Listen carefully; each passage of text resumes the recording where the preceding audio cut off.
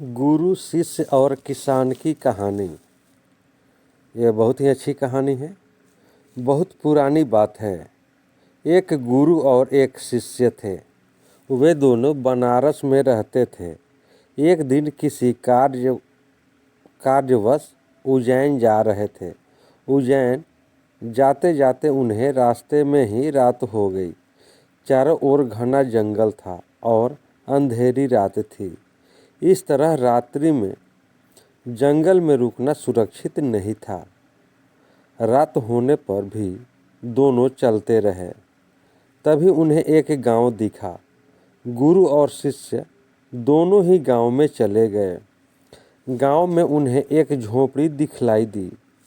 गुरु ने शिष्य से कहा कि आज हम इसी झोपड़ी में रुकेंगे। गुरु और शिष्य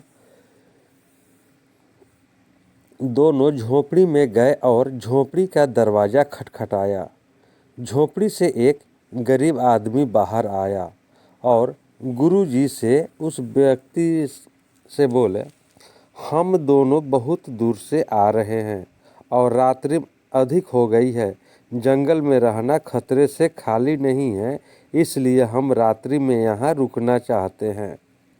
वह व्यक्ति गरीब अवश्य था, किंतु दिल से बहुत नेक इंसान था।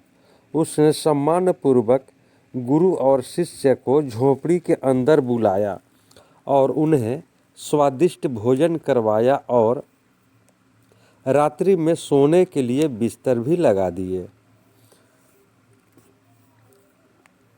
भोजन करने के पश्चात गुरुजी ने उस गरीब व्यक्ति से पूछा, तुम्हारा घर तो बहुत छोटा है, किंतु तुम दिल के बहुत धनवान हो। तुम्हारी रोजी रोटी का साधन क्या है? उस गरीब व्यक्ति ने गुरु के मुंह से अपनी प्रशंसा के लिए धन्यवाद दिया और बोला, मेरे पास इस गांव में सबसे अधिक जमीन है, किंतु वह जमीन बंजर है जिस पर किसी भी प्रकार की खेती संभव नहीं है। इसलिए मैंने अपनी रोजी रोटी पालन के लिए एक भैंस रखी है। उसी भैंस का दूध और घी बेचकर मैं अपनी रोजी रोटी चलाता हूँ। उस व्यक्ति की बात गुरुजी को कुछ अजीब सी लगी, किंतु वह कुछ नहीं बोले और सोने चले गए। देर रात में गुरुजी उठ गए और अपने शिष्य से चलने के लिए कहा। दोनों गरीब व्यक्ति को बिना बताए घर से निकल गए और जाते जाते गुरुजी उसकी भैंस को अपने साथ ले गए। अपने गुरु का यह आचरण शिष्य को अच्छा नहीं लगा और वह बोला, गुरुजी, इस गरीब व्यक्ति के पास रोजी रोटी का यही एकमात्र साधन है। अगर हम इसे ले गए तो यह व्यक्ति अपनी रोजी रोटी कैसे चलाएगा? अपने शिष्य की ऐसी बातें सुनकर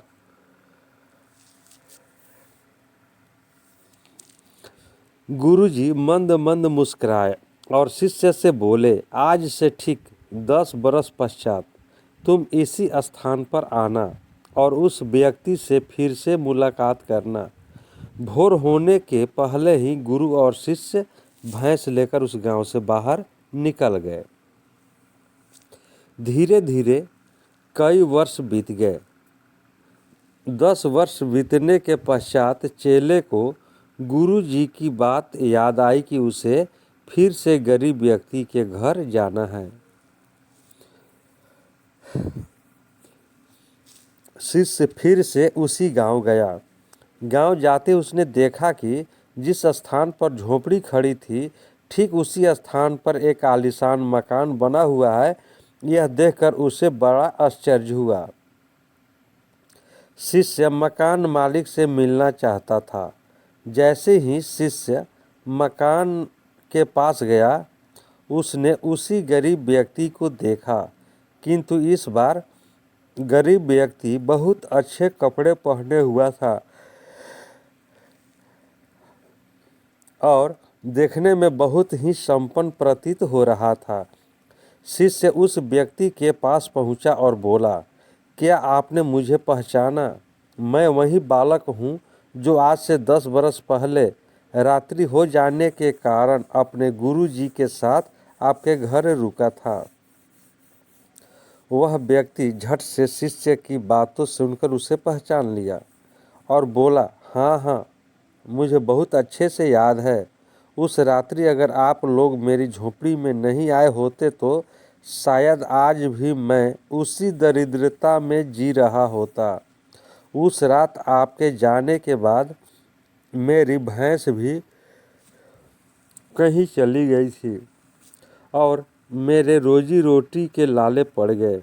मैंने अपनी बंजर जमीन पर मेहनत की और अथक परिश्रम के पश्चात उस जमीन को उपजाऊ बना दिया और अब उस बंजर जमीन पर मेरी हरी भरी फसलें लहरा रही है। उसी जमीन की बदौलत मैं आज इस गांव का सबसे संपन्न किसान बन गया हूँ। शिष्य को अब समझ में आया कि गुरुजी उस रात उस व्यक्ति की भैंस क्यों ले गए। शिष्य के मन में अब अपने गुरु के लिए पहले से भी कई गुना अधिक सम्मान था। शिक्षा, इस कहानी से क्या शिक्षा मिलती है? गुरु और शिष्य की इस कहानी से हमें शिक्षा मिलती है कि गुरु द्वारा लिए गए निर्णय देखने में भले ही कठोर लगे, किंतु वो लोगों की भलाई के लिए ही उठाए जाते हैं। दोस्तों, यह कहानी आपको कैसी लगी? कहानी को लाइक करें, शेयर करें। चैनल पर नए हैं तो चैनल को सब्सक्राइब कर लें, बेल आइकन का बटन दबा दें